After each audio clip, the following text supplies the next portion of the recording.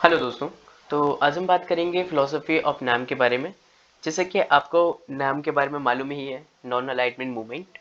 And साथ ही हमने previous video में डिस्कशन भी किया था काफ़ी इसके बारे में। एंड आज हम फिलोसफी के बारे में देखेंगे। तो टर्म्स कहाँ से लिया हुआ है ये, और किस जो ये बेस है, जैसे वासुदेव कुटुंब पे ये बेस है, कॉस्मोपॉलिटिज्म में है ना। एंड पंचशील पे भी ये बेस है, मतलब वासुदेव कुटुंब से ये लिया गया है। पंचशील पे ये बेस्ड है, नॉन म्यूचुअल, नॉन इंटरफेरेंस, है ना। ये सारी पंचशील के जो आप कह सकते हैं, आपने पढ़ा भी होगा, तो है ना। और उसके साथ अगर हम देखें तो फर्स्ट फेज में ना, अगर हम फर्स्ट फेज के बारे में बात करें तो देखो, उस टाइम पे कोल्ड वॉर चल रहा था। और जो थर्ड वर्ल्ड कंट्रीज थे ना, वो नहीं चाहते थे कि देखो स्टार्टिंग में उनको फ्रीडम मिले, और साथ ही फ्रीडम ना मिल मतलब फ्रीडम मिला है उनको, है ना, डिकोलोनाइज हुए, और एकदम से वो कहीं किसी अंदर, मतलब किसी कोई कंट्रीज के अंडर एकदम से आ जाए। तो एक तरीके से उनका इमोशनल अटैचमेंट भी था फ्रीडम से। तो एक ये भी था। तो इंडिया चाहता था कि हम किसी में इंटरफेरेंस ना करें, नॉन अलाइनमेंट मूवमेंट, ठीक है।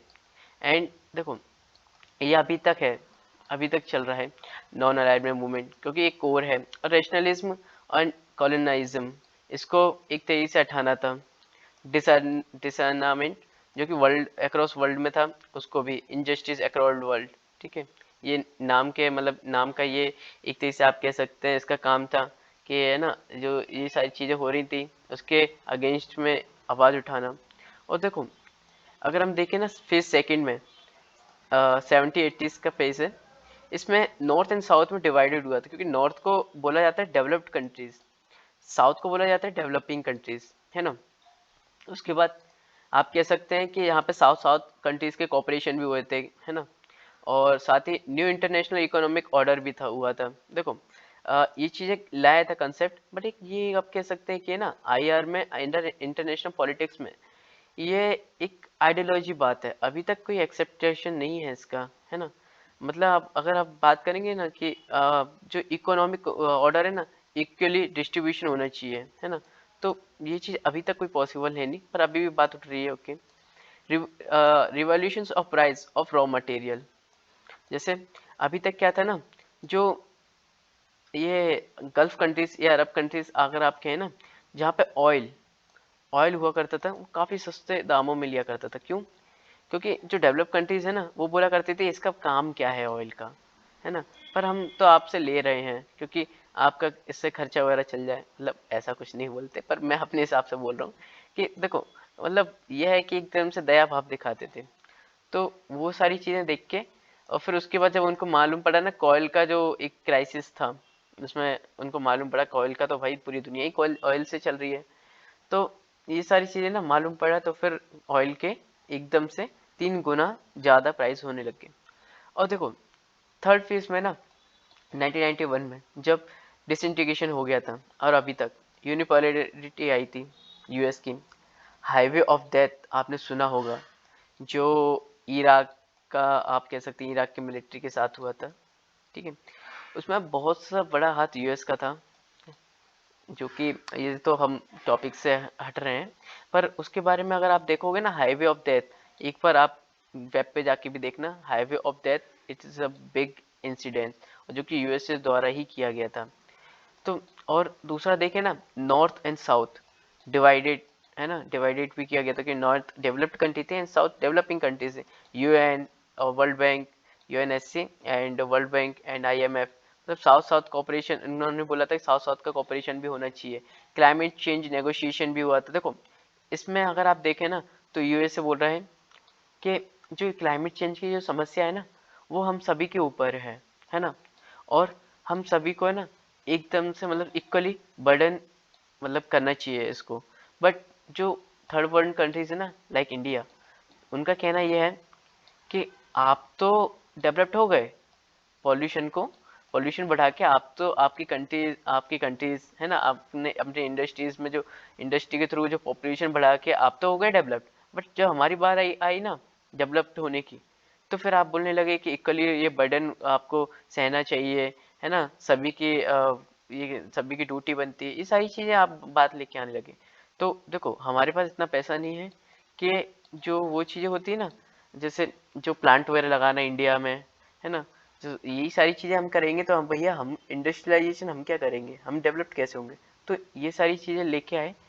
तो अभी भी इस पे चल रहा है नेगोशिएशन। आइडियोलॉजिकल बेसिस अगर देखें ना, तो the policies of Panchsheel provide the ideological basis of name. Panchsheel implies peaceful conduct, foreign relation, non aggression, non interference, ये सारी चीज़ें। और अगर हम प्रिंसिपल देखें ना नाम का, तो national self determinations, peace and development, cultural freedom, rational racial equality, मतलब जो साउथ अफ्रीका में जो गोरे और काले ये सारी चीज़ें, स्किन पे इनक्वालिटी होती थी, तो है ना। और उसके बाद हम देखें कलेक्टिव सिक्योरिटी। देखो कलेक्टिव सिक्योरिटी के बारे में हम देखेंगे, अभी आप बस इतना जान लीजिए यूएन के थ्रू।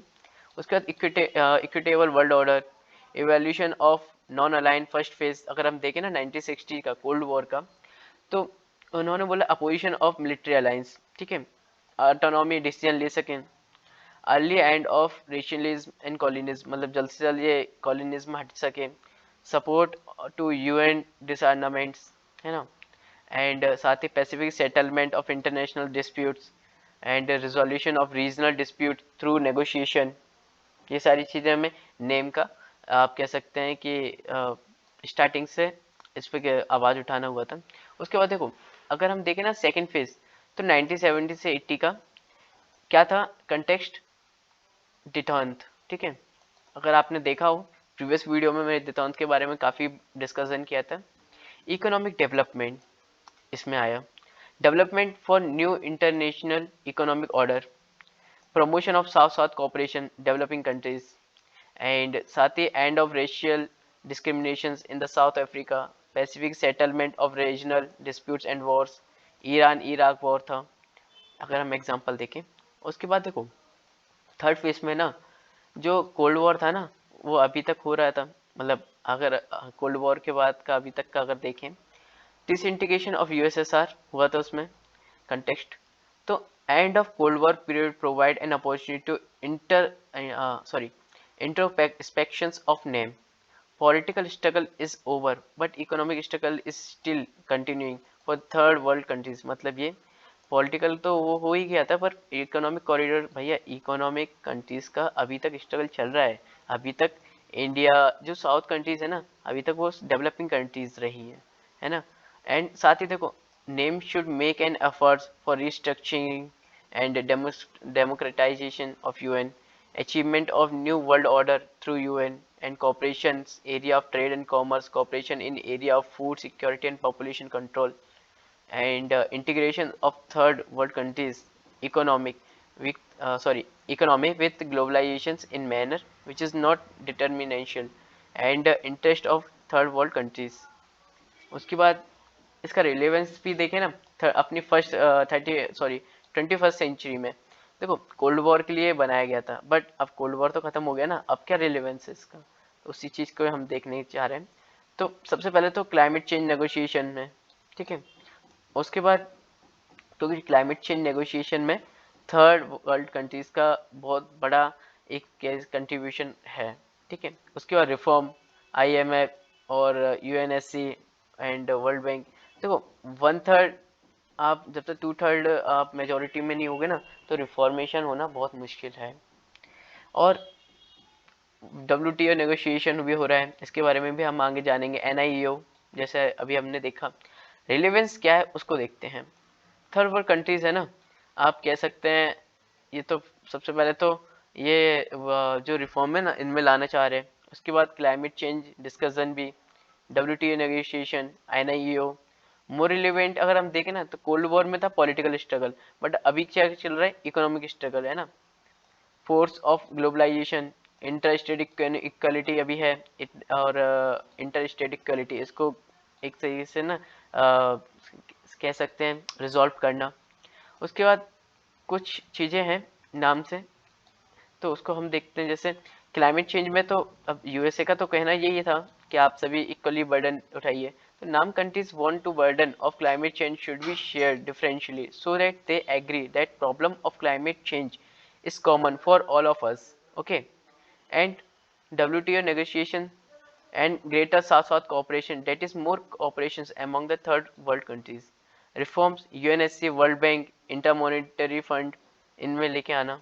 उसके बाद रीजन फॉर क्वेश्चनिंग नाम्स रिलेवेंस, मतलब देखो अब नाम तो है ना सिर्फ CW, मतलब उसमें बना था कोल्ड वॉर में, बट अब क्या रीजन है. तो देखो कोल्ड वॉर तो एंड हो गया, अब तुम क्यों हो नाम. नाम नेशनल लैक्स ऑफ सॉलिडेरिटी, तुमने ऐसा कुछ काम तो किया नहीं नेशनल, जो कह सकते non alignment movement, south south cooperation में भी कोई ऐसा आपने इतना बड़ा काम नहीं किया. अभी भी जो डिस्प्यूट चल रहे हैं सारी जो कंट्रीज में है ना, जैसे पाकिस्तान, इंडिया, और अगर आप लें और भी जैसे कंट्रीज का अगर आप एग्जांपल ले लें, तो ये सारी जो कंट्रीज है ना, तो अभी भी इनमें डिस्प्यूट बना हुआ है ना. तो एस भी आपने कोई ऐसा बड़ा कोई काम तो किया नहीं है. और दूसरा ये नाम Capitals for western countries, third world countries between dispute, मतलब ये देखो अभी भी अगर कैपिटल देखें ना, तो कैपिटल आता तो वेस्टर्न कंट्रीज से ही है ना, पैसा है ना.